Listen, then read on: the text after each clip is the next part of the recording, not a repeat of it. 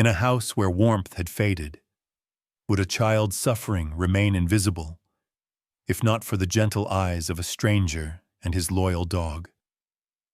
On the edge of a quiet coastal town, a little girl's silent suffering was noticed by no one, except a dog whose loyalty changed everything. If you've ever wondered whether kindness can find us when hope is lost, or if forgiveness can heal what words alone cannot, this story is for you. Would you have seen what others missed? Stay with us until the end, and ask yourself, what would it take for you to stand beside someone who needs you most? The town of Seabrook had the kind of rain that didn't rush to the earth, but drifted, misty, endless, like a memory that won't let go. It soaked the blacktop in a thin sheen, glossed the slanted roofs, and left the world washed in tones of gray and blue. Past 7, shop lights blinked off one by one, doors locked, windows fogged, and the narrow main street of town folded quietly into night. Walt Harlan's cruiser rolled to a stop at the old overlook above the beach. He switched off the engine and listened as the rain ticked lightly on the windshield. The sea, invisible in the darkness, whispered its old secret against the shore. Seabrook's pier lights shimmered far off, blurred by the drifting mist. In the passenger seat, Marlowe sat tall and silent. 4 years old, coat the color of tarnished brass, one ear tipped with the memory of an old wound. He seemed at once alert and completely at peace, his chest rising and falling in slow measure, his eyes following the lines of water as they slipped down the glass. Walt reached over, hand cupped, and offered a scrap of bread from the thermos on the dashboard. Marlowe accepted it without ceremony, chewing slowly, a soft sound in the hush of the car. Sometimes Walt spoke to him, but mostly these evenings were spent in shared silence, the sort of silence that has already said everything. They had driven these streets for almost 2 years now, the two of them. Walt's mother sometimes asked if he found it lonely, this slow orbit around the same houses, the same flicker of porch lights, the same gray water. Walt would only shake his head. He had grown up on silence, the hush of empty docks, the way a foghorn sounds when your father's ship doesn't come home, the gentle, grateful sigh of his mother's voice when the radio stayed silent. Silence, for Walt, was not emptiness. It was a kind of listening. A call came through, low and unhurried, on the radio. "Harlan, you out near Driftwood Avenue?" The dispatcher's voice, Mrs. Quinn, gentle as a lullaby. Walt pressed the receiver. "Affirmative." "Got a report. A girl fainted outside number 24, helping her father move some things. Nothing urgent. But just check in, if you're close." He glanced at Marlowe, who watched with quiet intensity. "We're close," Walt said, and set the receiver down. He let the silence settle again before he turned the key. The engine's low hum rumbled under their feet. As they drove, Walt watched the world slide by, windows painted with rain. His hand rested on Marlowe's head, a slow movement, thumb tracing the edge of that notched ear. There was comfort there. Nothing spoken, but a certainty. Here in the car, in the rain, they were simply together. They passed shuttered shops, the faded marquee of the theater where Walt had once sat through Saturday matinees, salt on his lips from the popcorn, his mother's laugh next to him, filling up the darkness. Now, the only light spilled from a bakery's kitchen, and the scent of rising bread drifted into the damp night. A few blocks later, Walt slowed at the intersection, blinkers casting soft orange on the mist. Somewhere nearby, a child's voice called out, a faint sound, quickly swallowed by the weather. Walt stopped, engine idling, and let the wipers scrape once, twice across the windshield. A porch light flickered to the left, illuminating the pale shape of a man stooped under the eave, tugging a battered dresser down the steps. A boy, older, stood behind, hands in pockets, watching the rain bead on his sneakers. Off to one side, in the dim yellow cast of the porch lamp, was a girl, maybe 8. She was slight, a tangle of damp blonde hair pressed against her cheek, a jacket too thin for the weather. In her small hands, she gripped a box nearly her own size. As she struggled with the weight, the box tipped, slipping from her grasp, scattering books across the wet ground. She bent to gather them. No one moved to help. Walt watched as Marlowe's attention fixed, his body going still, not tense but alert, a different kind of waiting. Walt understood that pause. It was the moment between the lightning and the thunder, between the asking and the answering.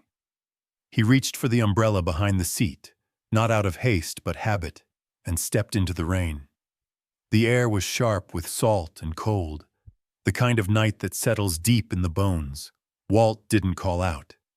Instead, he simply walked to the girl, knelt quietly beside her. Marlowe followed, his paws silent on the wet path, pressing close to Walt's knee. Walt gathered a handful of books, handed them to her one by one. She didn't meet his eyes but nodded, a quick, jerky movement. Marlowe sat beside her, eyes soft, tail resting on the ground. For a moment, that was all.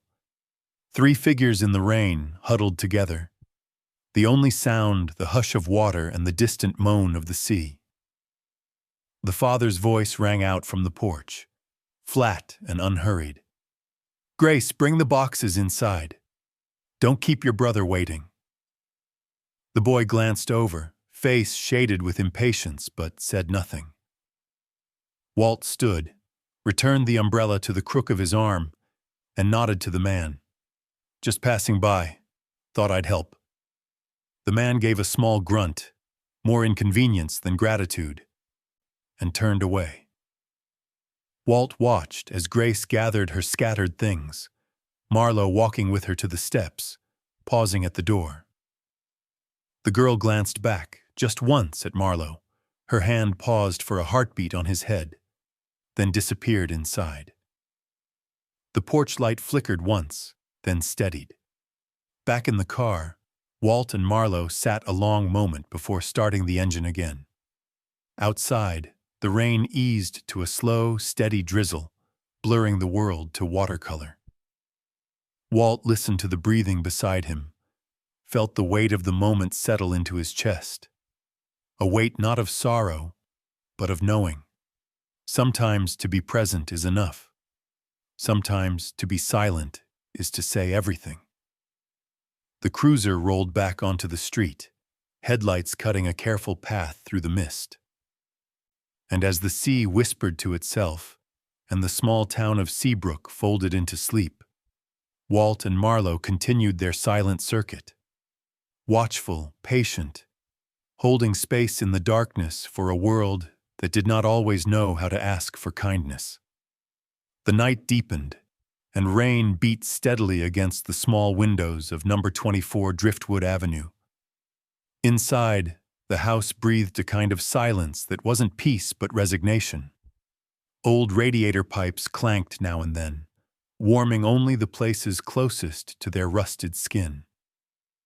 In the kitchen, weak yellow light pooled under the cabinets, leaving the corners in gentle shadow.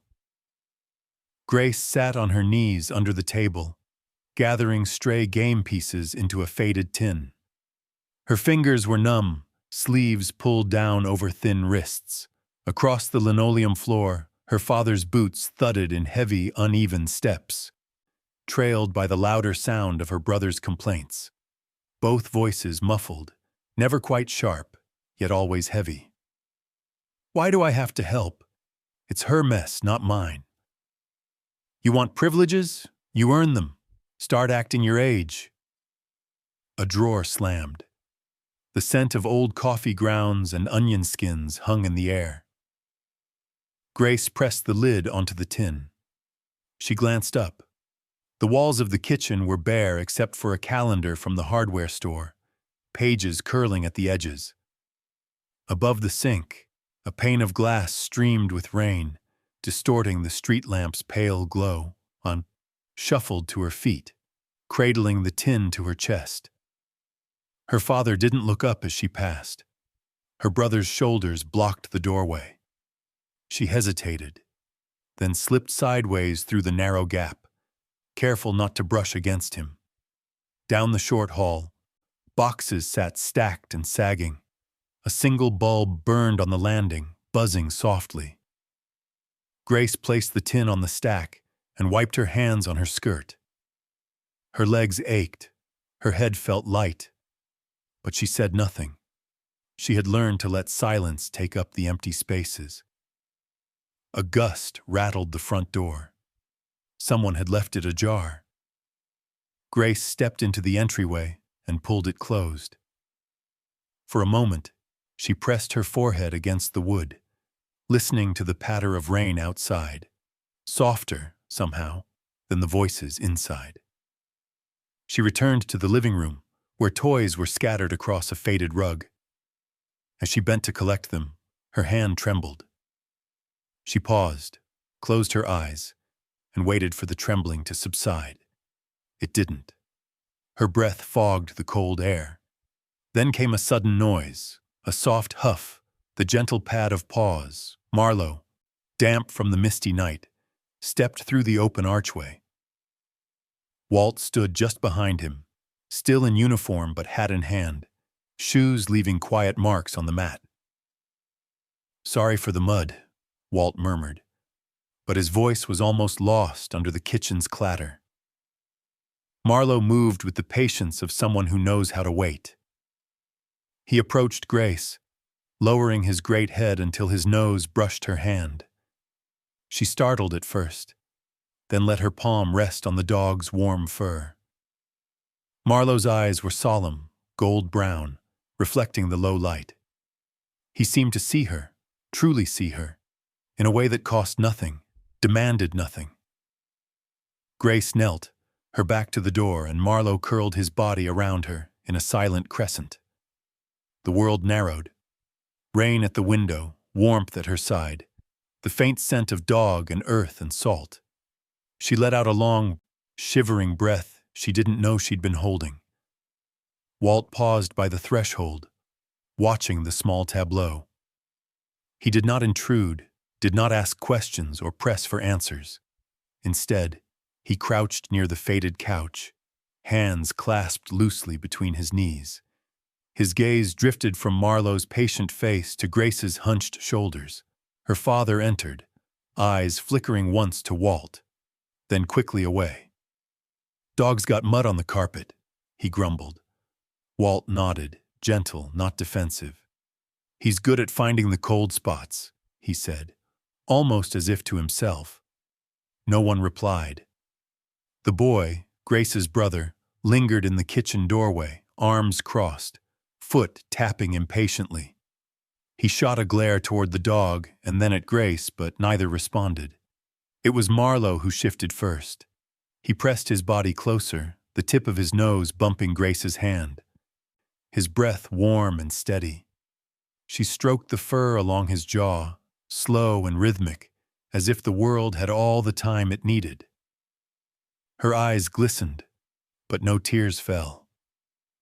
Walt rose and stepped into the kitchen, leaving Marlowe and Grace in their circle of quiet.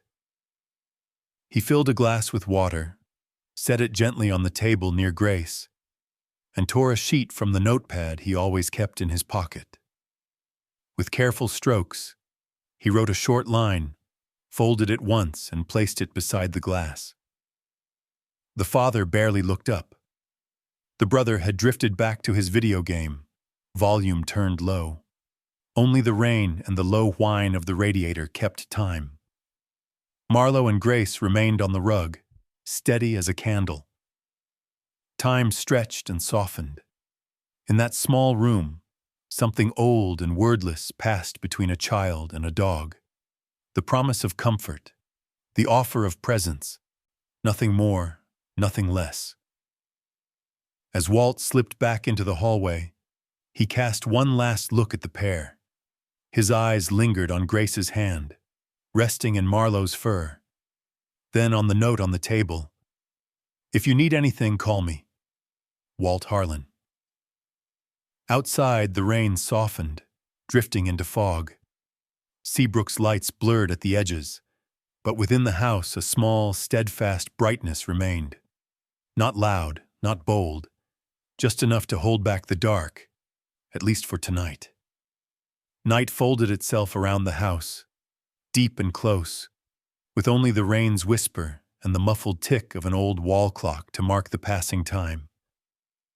Grace sat curled on the frayed rug, knees drawn to her chest. Marlowe pressed close to her side. Around them, the ordinary sounds of family life, doors closing, the low rumble of her father's voice.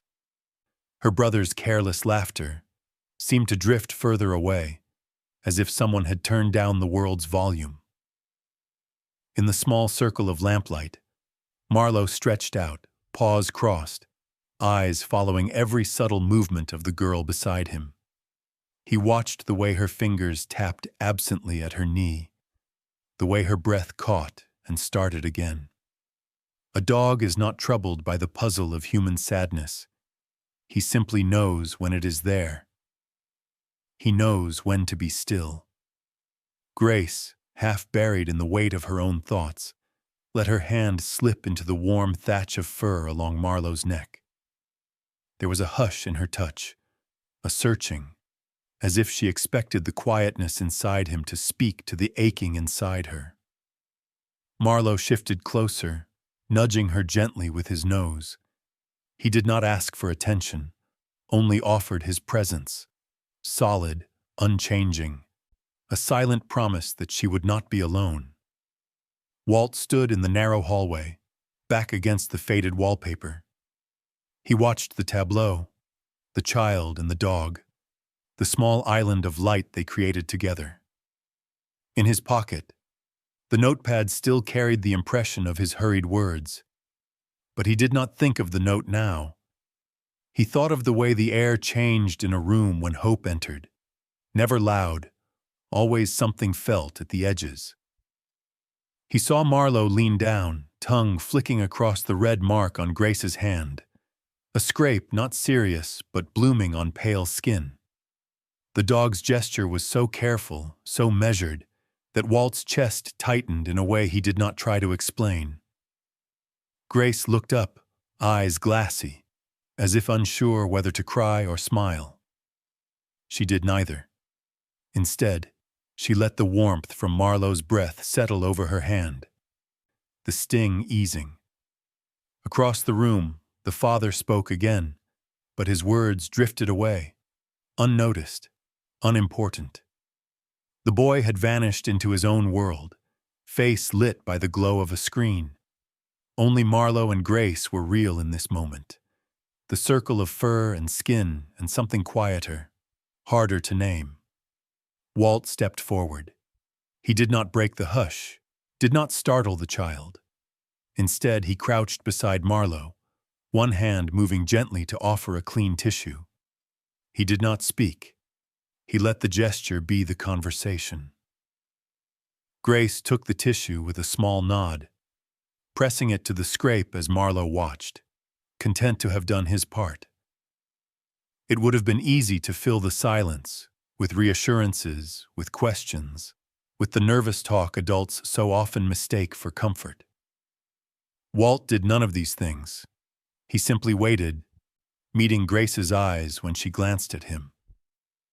There was a steadiness in his gaze, a message quietly delivered, that she was seen, she was real, she was safe. When the time came to leave, Walt stood, slipping another folded note onto the sideboard near the door. He let his eyes travel once more to Grace, then to Marlowe. "We'll check in soon," he said softly, his words more for the dog than for anyone else. As he and Marlowe walked to the front door, the father called after him, a half-hearted remark about muddy paws, about kids needing to toughen up. Walt did not answer.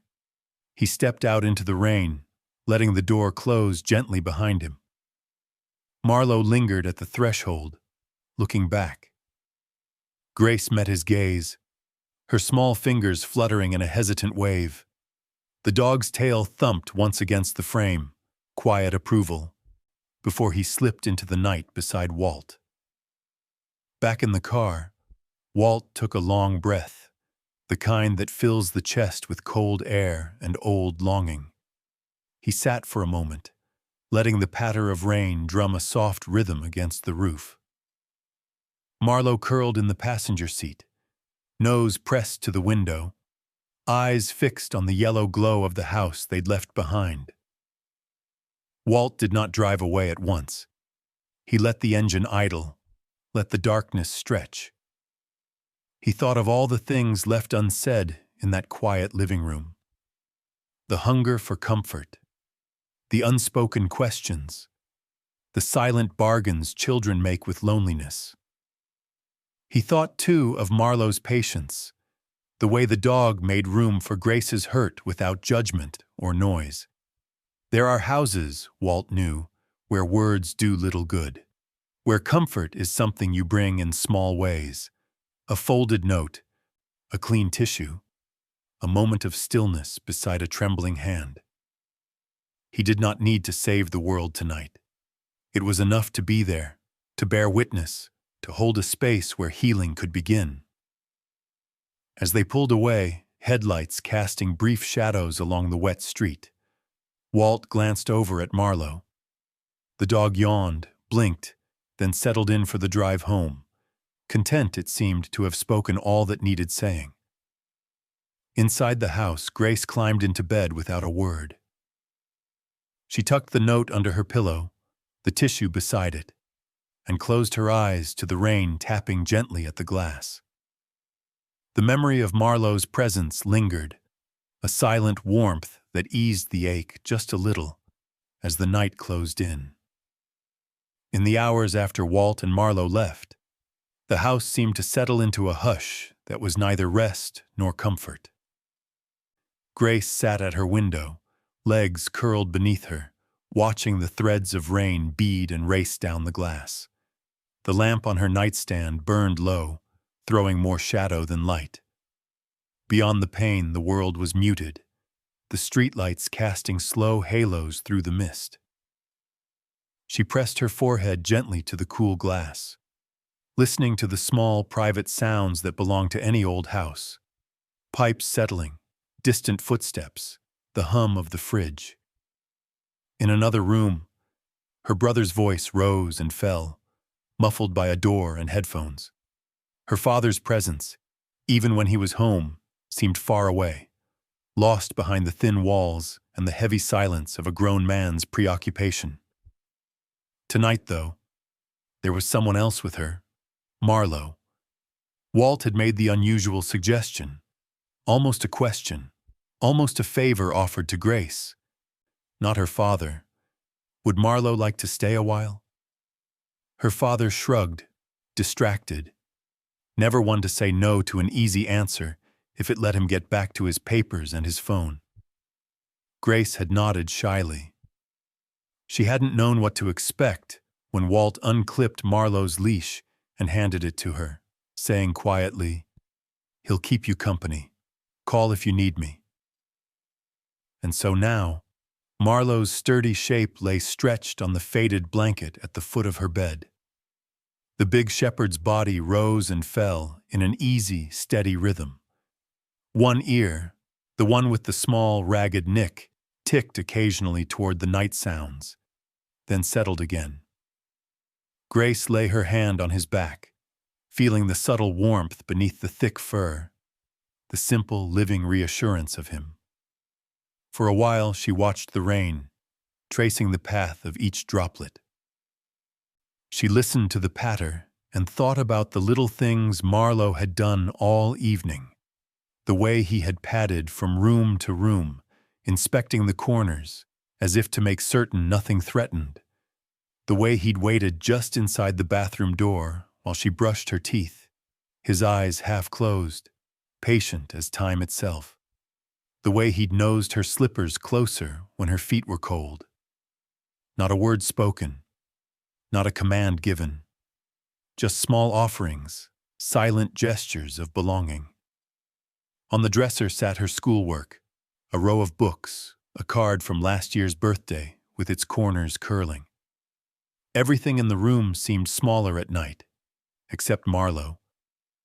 He seemed to fill the space without moving, his presence quieting the noise that sometimes lived in her head. From the hallway, her father's voice drifted, "Grace, lights out soon." Flat, routine, carrying no anger. Only the weight of someone who has long since forgotten how to listen for what matters. Her brother didn't even call goodnight. He'd gone to bed with the detached efficiency of boys who know their place and plan to keep it. Grace turned off the lamp, but didn't slip under the covers. Instead, she sat in the hush, knees drawn up, her fingers buried deep in Marlowe's fur. Outside, the wind sighed and the rain softened, as if the night itself had tired. She thought of the note Walt left, "If you need anything, call me," and tried to imagine what it would feel like to need something and believe it would be heard. Marlowe shifted, rolling onto his side with a heavy, contented breath. His head rested near her ankle, his eyes half open, the gold of them catching a glint from the streetlight outside. Grace leaned down, her forehead resting on her knees, and let herself be still. For a while, nothing needed to happen, but in the quiet, small things became big. Her mind wandered back over the evening, the way her father had barely looked at her, the way her brother's jokes left bruises that didn't show. She remembered Marlowe's steady gaze and the careful, unhurried way he'd offered comfort. Not to fix, not to distract, but to simply stay. Minutes passed, or maybe longer. At last, Grace climbed under the covers, Marlowe hopping up beside her with a soft chuff. She lay on her side, his back against her chest, her small arm draped across his broad shoulders. She listened to the slow thump of his heart, the gentle sweep of his breath, and found it easier, for once, to let go of the ache in her own chest. In the darkness, the house settled again. Grace drifted, not quite asleep, but resting in the space between. The world outside moved on, cars passing, the sea humming its endless lullaby. Inside, Marlowe's weight anchored her, his nearness a quiet shield against the loneliness that sometimes seemed too big for the walls to hold. Down the hall, the grown-ups finished their night. The television flickered. The clock wound on, nothing urgent, nothing loud. But in Grace's room, there was a new shape to the quiet, a warmth that asked for nothing, promised nothing, except that tonight she would not be alone. Morning would come, but for now, she listened to the hush, the faint patter of rain easing, Marlowe's breath deep and regular beside her. In that soft darkness, a girl and her dog became their own small refuge, a place where sorrow was met not with answers, but with company, and that was enough. The morning broke with a pale, watery light, pressing gently against the curtain seams. In Seabrook, daylight often arrived in whispers, not declarations. The sea was a distant hush. The scent of salt drifted through a half-open window. Grace woke early, before her brother's alarm, before her father's first mug of coffee. For a few moments, she lay still, her hand curled loosely in Marlowe's thick fur. He greeted the day with a long, contented stretch, rising in a slow arc, then settling again beside her as she dressed.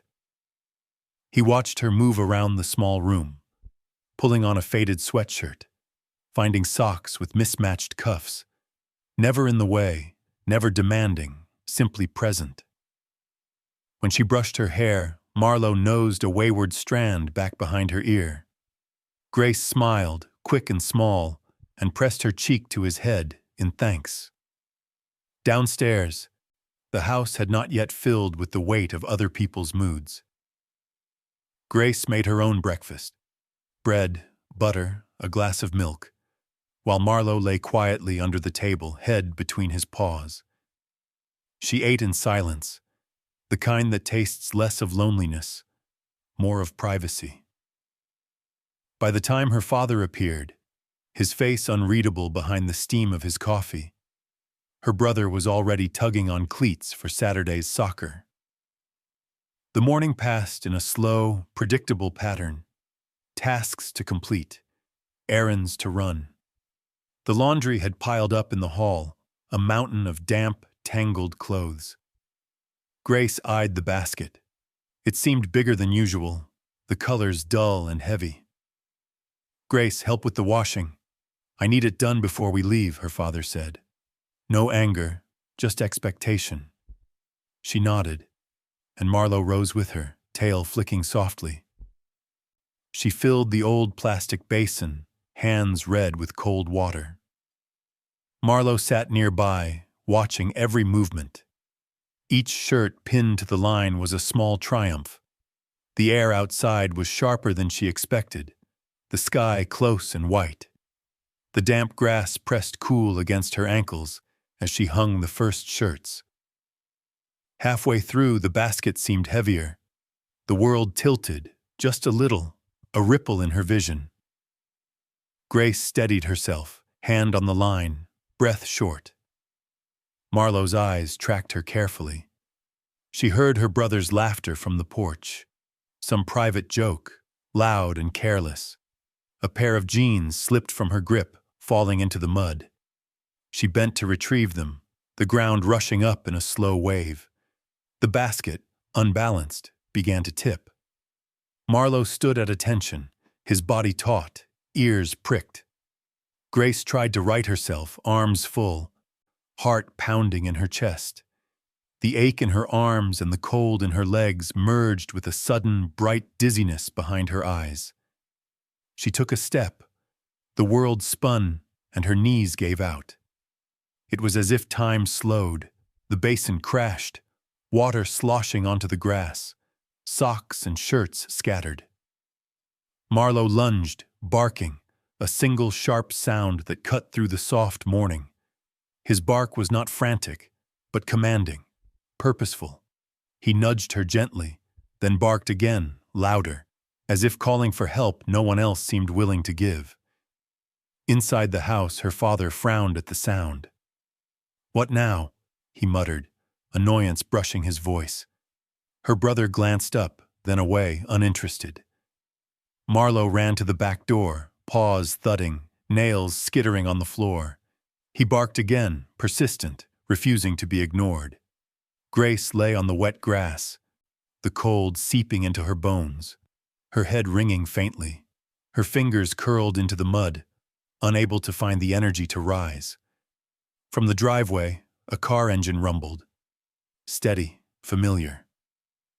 Walt's patrol car pulled in, his silhouette visible through the windshield. Marlowe raced to meet him, his body a blur of gold and brown. Walt opened the door, heart quickening at the dog's urgency.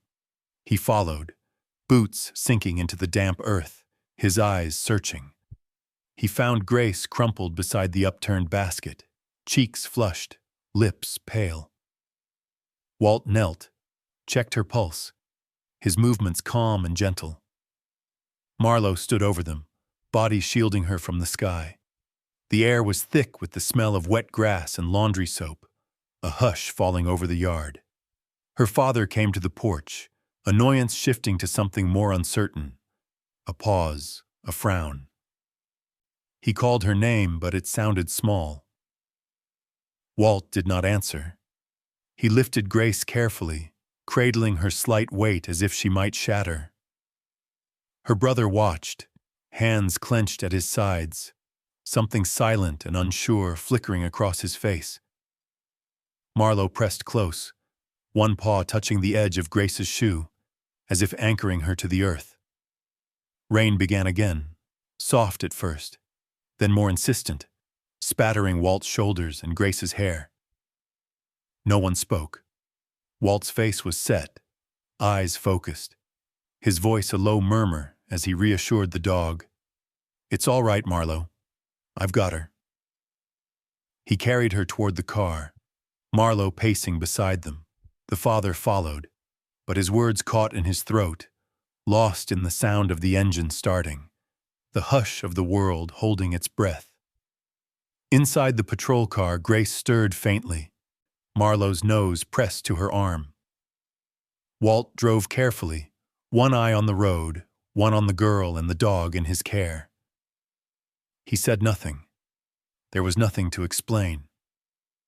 Outside, the sky pressed close, the rain falling heavier, and the town of Seabrook seemed to pause, a moment when something broken was finally seen, when a cry for help, spoken in the language of a dog, found an answer. The clinic sat at the edge of Seabrook, where the forest pressed close and a stand of spruce sheltered the parking lot from the sea wind. The bell above the door gave a muffled ring as Walt carried Grace inside, Marlo shadowing them in the hush.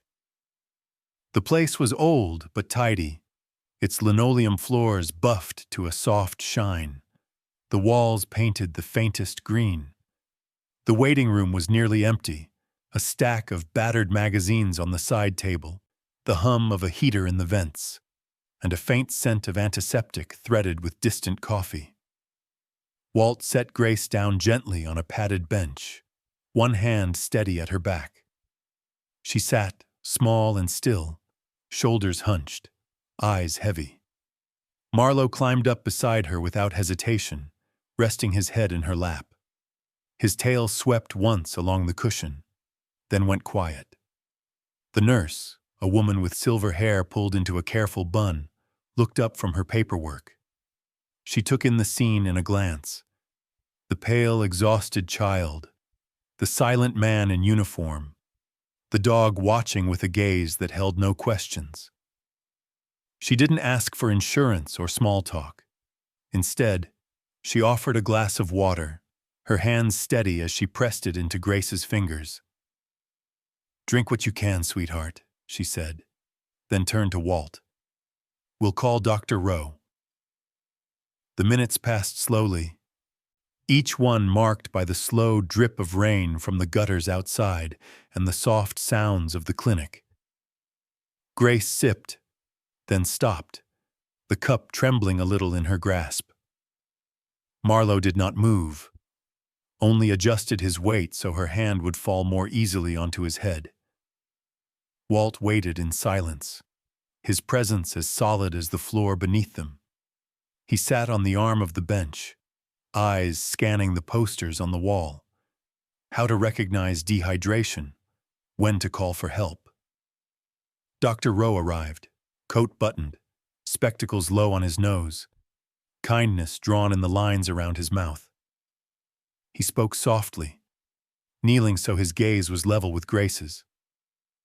"How are we doing, Miss Grace?" he asked, but didn't expect an answer. He took her pulse, checked her temperature, listened to her heart. He pressed a cool hand to her forehead and studied the faint shadows under her eyes, the blush on her cheeks that spoke of more than embarrassment. He asked a question or two, gentle, slow, giving Grace space to shake her head or answer with a whisper. "Been tired a while?" She nodded, eyes lowered. Walt sat quietly, only interrupting to mention softly, "She's been helping around the house, a little too much maybe." Dr. Rowe turned to Grace's father, who hovered near the door. The man's hands twisted around the bill of his cap, his face set in the polite mask of someone hoping for this to end quickly. Dr. Rowe nodded, patient, not unkind, but not fooled. "She needs rest and care, and a little less lifting. She's run herself thin." The father mumbled, "She never says no." "Sometimes," Dr. Rowe replied gently, "children don't know how to say it." No one filled the silence. The clock ticked. Rain tapped softly at the windows, and in that small room, the world slowed. The nurse fetched a blanket, warm from the dryer, and tucked it around Grace's legs.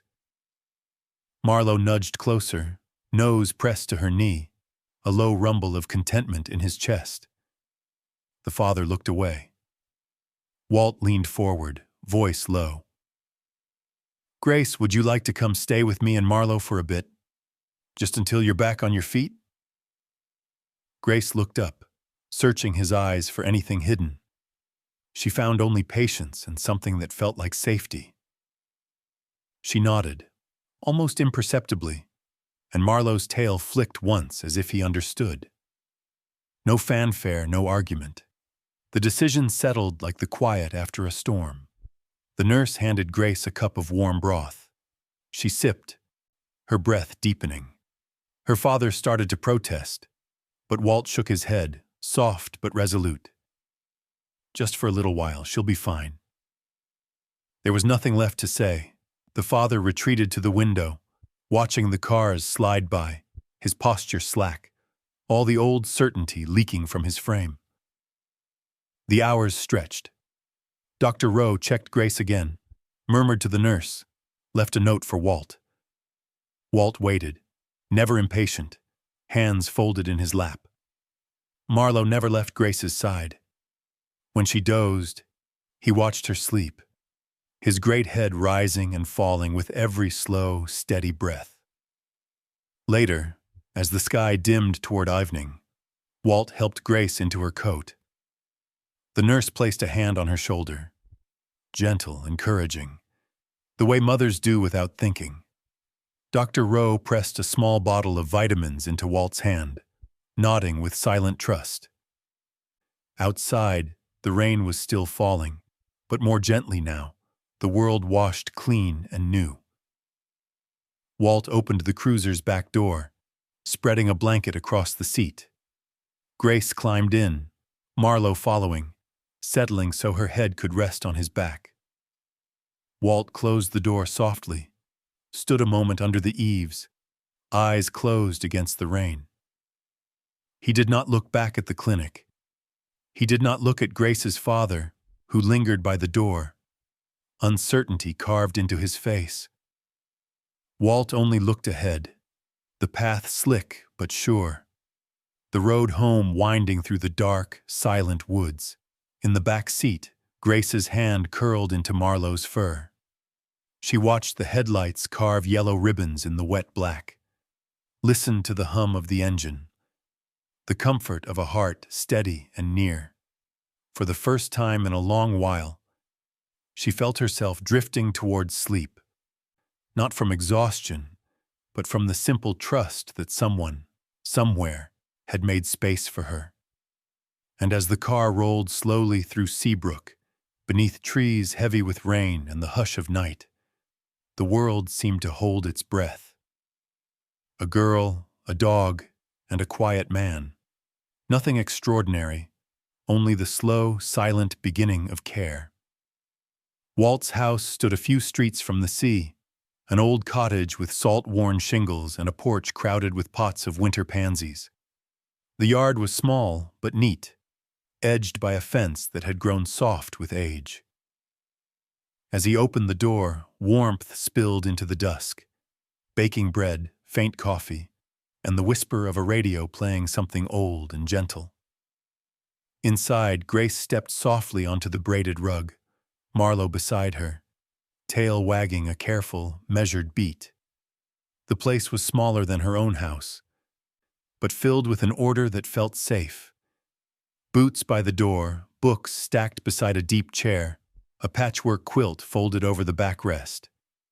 No sharp voices, no hurried footsteps, just the ticking of a wall clock and the low murmur of the waves outside. Walt hung her coat on a peg by the door, then set about making tea. "You can sit anywhere," he said, not as an order, but as an invitation. Grace chose the chair by the window, knees tucked under her chin, eyes following the movement of the light as it slipped across the wooden floor. Marlowe circled once, then lay at her feet, pressing close until their breathing seemed to fall into a shared, quiet rhythm. Walt moved through the kitchen with the easy patience of someone accustomed to his own company. He sliced bread, spread butter, and placed a jar of homemade jam, berry, the color of dusk, beside Grace without a word. The tea steamed in chipped mugs, scenting the air with chamomile and honey. As the meal unfolded, Walt let the silence do its own work. He sat across from Grace, reading the paper, occasionally turning a page with the edge of a knuckle. He didn't push questions or fill the air with noise. He glanced up sometimes, catching Marlowe's steady gaze, the dog's eyes dark with understanding. Grace ate slowly, savoring each bite. She watched Marlowe tilt his head, as if waiting for some silent cue, then slip a paw onto her foot under the table, a touch so gentle she almost laughed. When Walt set a napkin by her plate, she murmured "thank you," the words small but real. After dinner, the evening stretched long and unhurried. Grace wandered the edges of each room, fingers trailing over the spines of old paperbacks and polished stones lined up on the windowsill. There were photographs on the mantel. Walt as a boy, a woman with silver hair and a smile that matched his eyes, and another, faded, of a man in a fisherman's sweater, a boat behind him on a slate-gray sea. Grace stopped before the picture, her head tilted. Walt stood behind her, not too close. "That's my father," he said, voice low. "He loved the sea." Grace nodded, not needing more. She pressed her palm to the cold glass, then returned to Marlowe, who waited patiently by the door. Later, Walt brought out a box of crayons and a pad of thick ivory paper. He set them on the table, and for a long time Grace drew. Soft lines of trees, the curve of a wave, the outline of a dog with one ear tipped. Marlowe lay with his chin on her foot, watching the page fill with color. The radio played, a voice rising and falling in gentle song. The rain had eased, leaving the air fresh and cool through a cracked window. From the kitchen, the clink of dishes was a lullaby of home. Grace felt the old ache in her chest loosen, replaced by something like possibility. At bedtime, Walt tucked a woolen blanket around her on the little daybed in the corner, the sheets smelling of sun and cedar. Marlowe curled in the space behind her knees, his breath a quiet comfort. The house settled, floorboards creaking, pipes sighing, the distant roll of the surf threading through dreams. In the dark, Grace traced the pattern of the quilt, listening to the sounds of the house. She thought of her own room, empty for now, and didn't miss it. She thought of her father's hurried words and her brother's jokes, and found she was not afraid of their absence. She whispered goodnight into Marlowe's warm fur, feeling the gentle thump of his tail in reply. Walt lingered in the doorway, hand on the frame, as if making certain the night would treat them kindly. Sleep came slow and sweet, the first without heaviness in a long while. In her dreams, Grace walked the beach with Marlowe at her side, the tide whispering secrets at their feet. Above them, the sky was wide and merciful. When she woke, the world was new again. Quiet, yes, but full of the promise that in this place, with this gentle man and this loyal dog, she could be herself. Morning brought the scent of baking bread and the distant cry of gulls. Grace dressed herself, brushed her hair, and found Marlowe waiting by the door. Together they stepped out onto the porch, where Walt stood watching the horizon, a mug warming his hands. He nodded at them, a smile flickering at the corners of his mouth. "Good morning," he said softly, as if greeting the day and everything it might hold. And Grace, with Marlowe pressed close and the sun finding its way through the clouds, answered him. not with words, but with the simple, shining fact of her presence. Evenings in Seabrook sometimes arrived in a hush so complete that the world felt paused, as if the sea itself were holding its breath. The days in Walt's cottage passed with quiet steadiness, bread baked and broken, small chores done together, long hours spent in simple company. Grace's cheeks grew less pale. Her laughter, when it came, startled them both with its softness. Marlowe shadowed her from room to room, his gaze patient, his body a silent reassurance. One night, the fog rolled in thick and low. Walt set a pot of soup to simmer and lit a lamp on the windowsill, its glow a beacon in the gray. Rain pattered gently on the shingles. Grace sat by the fire, drawing circles in the worn rug with her toe, Marlowe's head in her lap. Walt heard the crunch of gravel before the knock.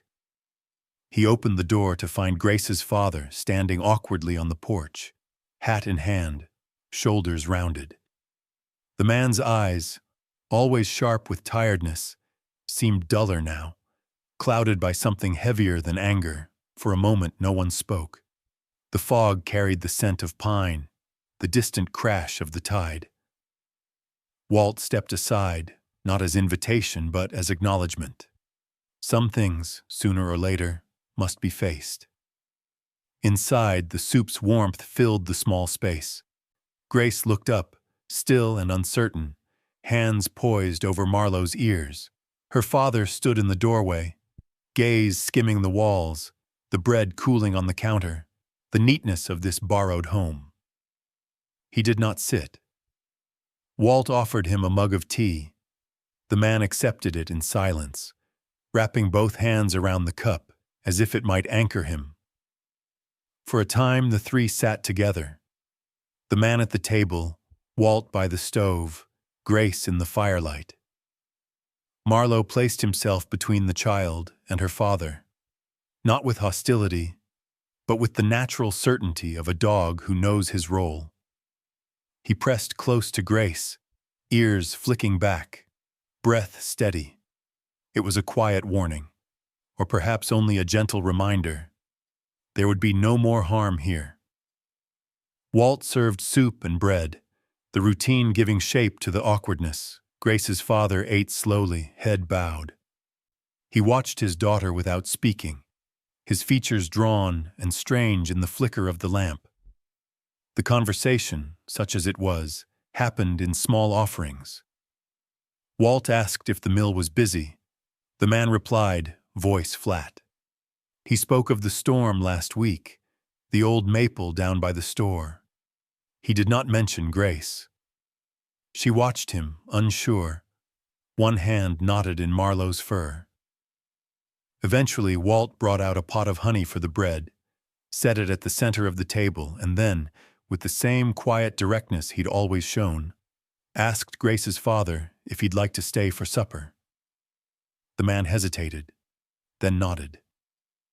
The meal passed in this quiet way, spoons tapping, the dog sighing, the wind whirring at the eaves. No apologies spoken, none demanded. Instead, there was the slow, awkward shuffle of a man trying, for the first time in years, to see his daughter as she was, and not only as someone to command. After dinner, Walt suggested they look at the sea. All three stepped onto the porch. The world outside was a blue-black hush, broken only by the low, steady roar of waves. The porch light carved a golden pool at their feet. Grace stood near Walt, her father close but not touching, Marlowe seated firmly between. For a long time no one spoke.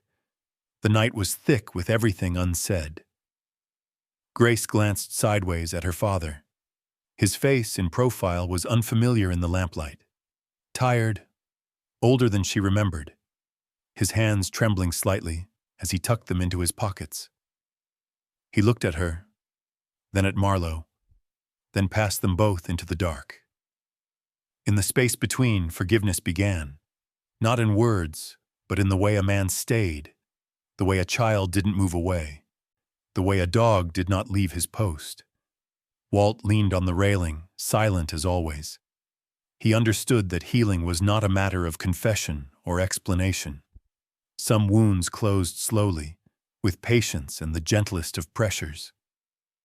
He did not interrupt. He did not solve. He simply stood nearby, letting the night hold them all.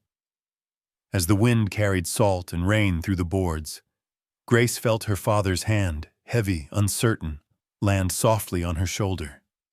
He squeezed, then let go. Marlowe leaned against her side, a warm, breathing certainty. They stayed there together, in the cool, damp dark, listening to the sea. In the long hush, there was room for regret, and maybe for hope. The past did not vanish. It only grew quieter, yielding to the present's simple, stubborn acts of care. When at last Grace's father left, he paused on the steps, looking back only once. Walt nodded, a quiet benediction. Grace raised a hand in a small, uncertain wave.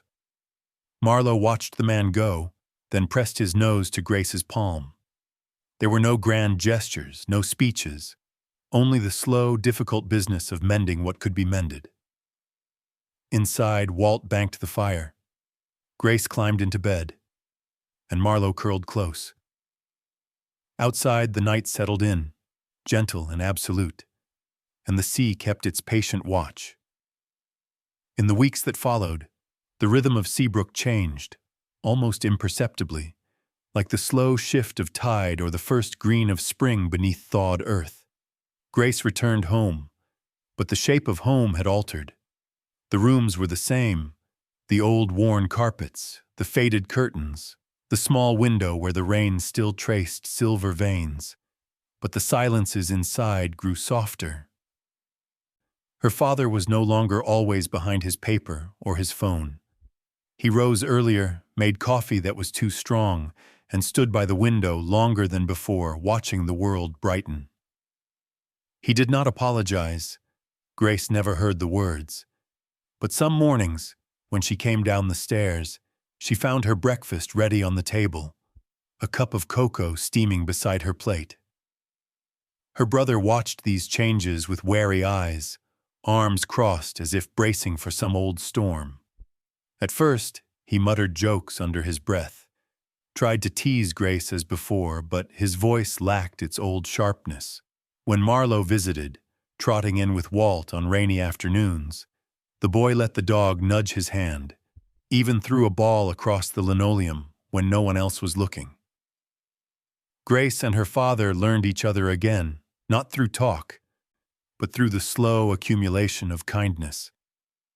He asked, sometimes awkwardly, if she wanted help with her homework, if she was tired, if her head still hurt.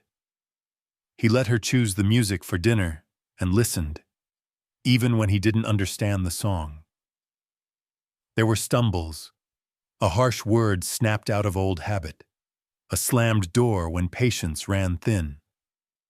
But always, now, there was a pause after, the quiet sound of someone breathing, gathering themselves, returning not with scolding, but with a cup of water, a blanket set gently over her shoulders. Marlowe became their silent companion. On weekends, he came to stay, sleeping at the foot of Grace's bed, waiting for her by the door when school let out.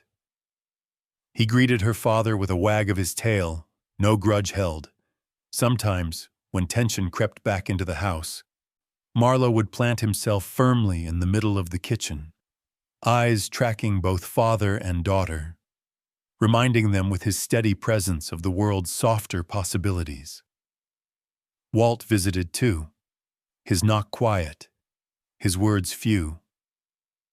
He brought small gifts, a loaf of bread, a book he'd loved as a boy, wildflowers pressed between pages. He never stayed long, only enough to share a cup of coffee at the table or to stand in the yard while Marlowe nosed the grass, Grace beside him in the dusk. Neighbors noticed the difference. At the grocery, at the school gate, in the hush of Sunday service, the town watched the slow rebuilding of something that had almost been lost. Walt's name was mentioned more often now, not just as an officer, but as a friend. Children petted Marlowe's head. Shopkeepers offered Grace a smile, a kind word. The circle widened, gentle and real. Grace and her brother, once distant, found small ways back to each other. She left half her sandwich on the plate for him at lunch. He gave her the good markers for homework without being asked. When Marlowe lay between them, they scratched his ears together, laughing softly when he groaned in delight. The old hurts did not vanish. Some days were harder than others. There were nights when Grace lay awake, listening to the wind, uncertain if the new peace would hold. But when she crept down the stairs, she often found her father dozing in his chair, a book open on his lap. Marlowe curled at his feet, a tableau of ordinary grace. There were days, too, when Walt's patrol car passed by the house, headlights sweeping the drive at dusk. Marlowe would prick his ears, and Grace would wave from the porch, a shy, bright greeting. Sometimes Walt would pause, window down, and ask if everything was all right. Grace would nod, the truth simple and sufficient. We're okay. The heart of the house grew warmer. Laughter returned in little bursts, the kitchen filled with the clatter of breakfast, the clink of mugs, the comfortable scrape of chairs.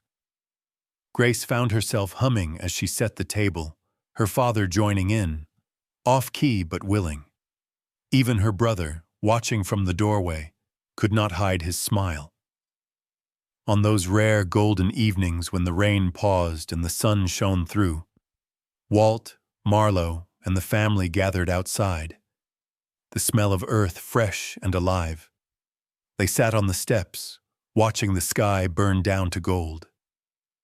No one needed to speak. The presence of each other, the easy touch of a hand, the gentle nudge of a dog's nose filled every space, and all across Seabrook, it was known that kindness had returned to that little house, not all at once, and not perfectly, but enough. Enough for now, enough for healing to continue in the smallest, steadiest of ways. Morning in Seabrook arrived with the hush of fog and the call of distant gulls. The sky was a thin wash of silver, clouds soft as fleece. On the beach, the tide had drawn back in the night, leaving behind ribbons of seaweed and the glimmer of shells. Walt's cottage stood just above the dunes, smoke curling from its chimney, its windows bright against the gray. Grace woke before the others. She slipped quietly from her bed, Marlowe rising to follow, the dog's nails ticking softly on the floorboards.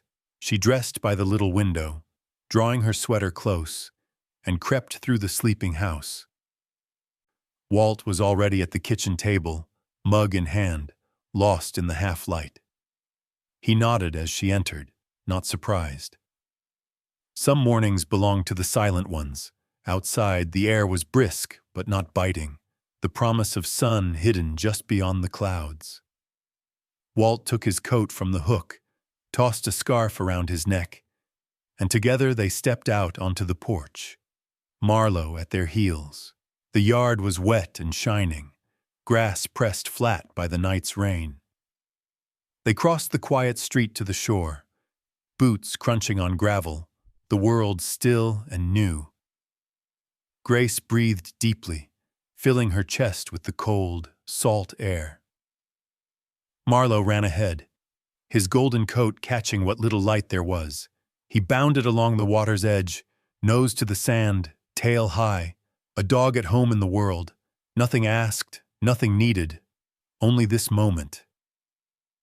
Walt walked slowly, his hands in his pockets, his gaze cast out to sea. Grace followed his rhythm, letting her own steps match his. They said little. Words felt unnecessary. There was, instead, a fullness to the day that settled around them, soft and forgiving. Marlowe circled back, pausing beside Grace. She knelt and wrapped her arms around his neck, pressing her cheek to the rough fur. He leaned into her, sighing, the sound deep and content. Walt watched them, a faint smile creasing the corners of his mouth. They walked together along the high tide line. The sand was marked with tracks, bird prints, the looping lines of shells dragged by the sea. And now, 3 sets of footprints. One small and skipping, one steady and slow, one 4-pawed and sure. Grace stopped and looked behind them. The prints were already filling with water, fading with each lap of the surf. She knelt again, this time tracing her fingers through the wet sand, drawing circles, lines, then simply letting her hand rest, feeling the earth cool and solid beneath her palm. Marlowe sat beside her, head cocked, eyes half closed, soaking in the stillness.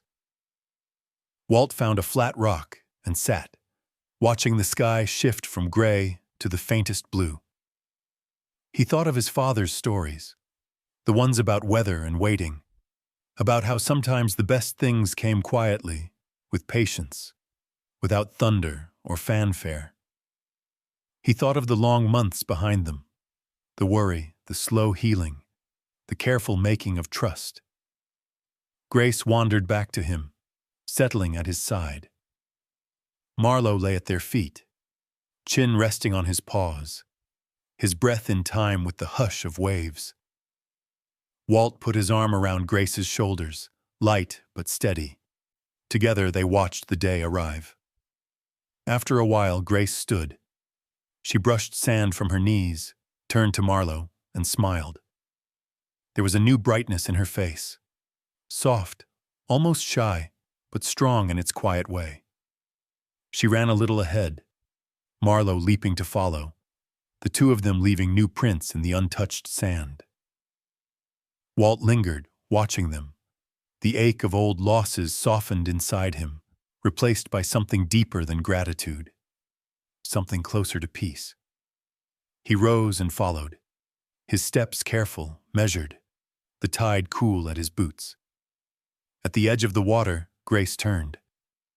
She waited for Walt. Marlowe pressed close to her side. For a long moment, the 3 stood together, the sea behind them, the whole sweep of morning ahead. The air was filled with the smell of salt and sun, the world open and unwritten. They walked home as the clouds thinned, sunlight glancing off the water. On the path behind them, 3 sets of footprints trailed, small, large, and 4-pawed, side by side, each one holding the weight and wonder of everything that had come before. There were no grand words, no promises spoken, only the gentle certainty that no one walked alone, that kindness endured in the quietest places, and that healing was less a moment than a practice, a series of small, faithful acts. Back at the cottage, Grace poured water for Marlowe, setting his bowl on the porch. Walt warmed his hands around a fresh mug of tea. The house felt light, as if it too had let go of something heavy. Later, as the sun climbed, the 3 sat on the steps together, Marlowe's head resting in Grace's lap, Walt's hand on the dog's shoulder. They watched the town come awake, neighbors waving, children's voices rising, the old rhythms of Seabrook pulsing quietly on. The prints they left on the beach would be gone by noon, smoothed away by tide and wind. But what remained, what always would, was the lesson the day had kept. You do not have to be perfect. You do not have to be loud or strong. You need only be present and kind and willing to stay. Sometimes the smallest acts, a silent walk, a gentle touch, the warmth of a faithful friend, are the miracles we carry forward. And so, in the hush of a new day, they stepped into the light, together. When the tides of Seabrook swept the footprints away, what lingered was not the echo of suffering, but the quiet proof that kindness, however small, however silent, can change a life. Grace found her place in the world, not through grand gestures, but through the steady warmth of a loyal dog and the slow, patient care of people who refused to look away. In a house once filled with loneliness, forgiveness, and tenderness grew, not all at once, but gently, as morning light fills a room. Perhaps that's all any of us need, to know someone will stay, that love can arrive in the softest ways, and that healing does not demand perfection, only the courage to begin again. If this story moved you, I invite you to share what kindness or silent loyalty has meant in your own life. How have you found hope or offered it, even when words fell short? Your story might be the comfort someone else is waiting for. Thank you for being here and for believing in the quiet power of compassion.